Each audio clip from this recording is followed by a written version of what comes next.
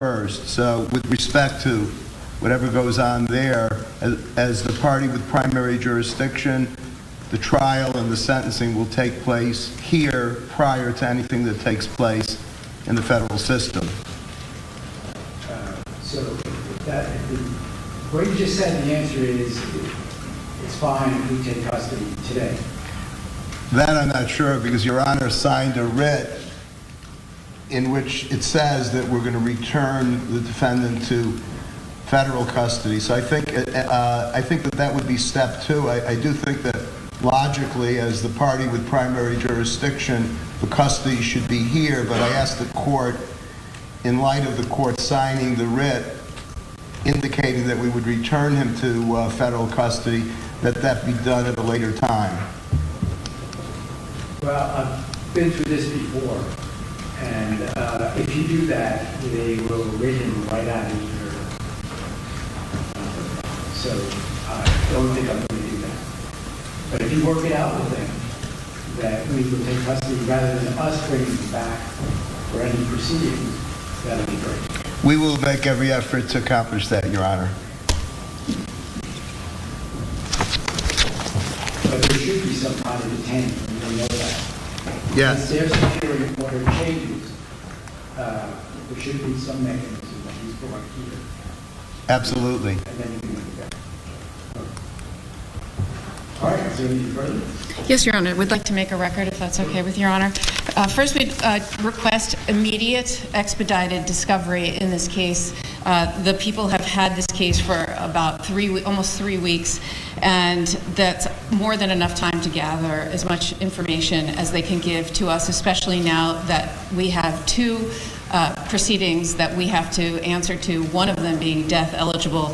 So we are requesting that we get immediate discovery of all the New York City Police Department and FBI and federal and state documents. And the second thing I want to make a record of, Your Honor, is I'm very concerned about my client's right to a fair trial in this case. He's being prejudiced by some statements that are being made by government officials. Like every other defendant, he is entitled to a presumption of innocence, but unfortunately, the way this has been handled so far, his rights are being violated. And as you know, Your Honor, there's a wealth of case law guaranteeing his right to a fair trial, but none of the safeguards have been put in place yet here. In fact, it's just the opposite of what's been happening. He's a young man, and he is being treated like a human ping pong ball between two warring jurisdictions here. These federal and state prosecutors are coordinating with one another, but at the expense of him. They have conflicting theories in their indictments, and they're literally treating him like he is like some sort of political fodder, like some sort of spectacle. He was on display for everyone to see in the biggest staged perp walk I've ever seen in my career. It was absolutely unnecessary. He's been cooperative with law enforcement. He had been in custody for over a week. He waived extradition. He was cooperative at all accounts. There was no reason for the NYPD and everybody to have these big assault rifles that, frankly, I had no idea it was in their arsenal. And to have all of these, the press there, the media there, it was like perfectly choreographed. And what was the New York City mayor doing at this press conference, Your Honor? That just made it utterly political. And as Your Honor knows, under Lauro v. Charles, the Court of Appeals for the Second Circuit has held it to be clearly established that these staged perp walks to the media, unrelated to a legitimate law enforcement objective, is unconstitutional.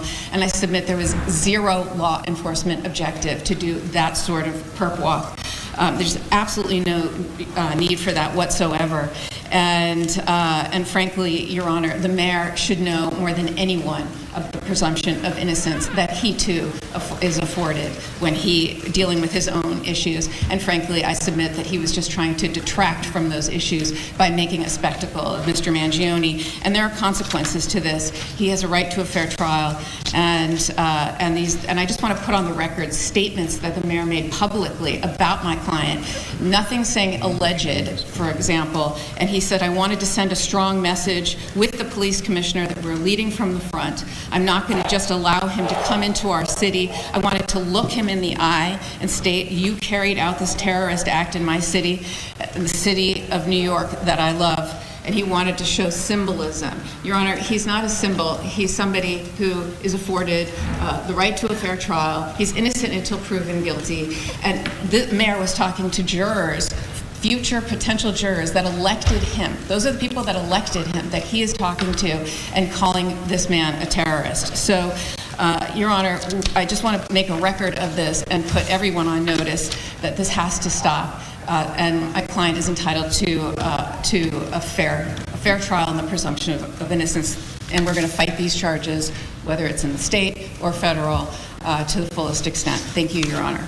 All right, well, as you know, I have very little control as to what happens outside of this court. But I can guarantee you, as I guarantee every defendant who comes through these doors, that the defendant will receive a fair trial.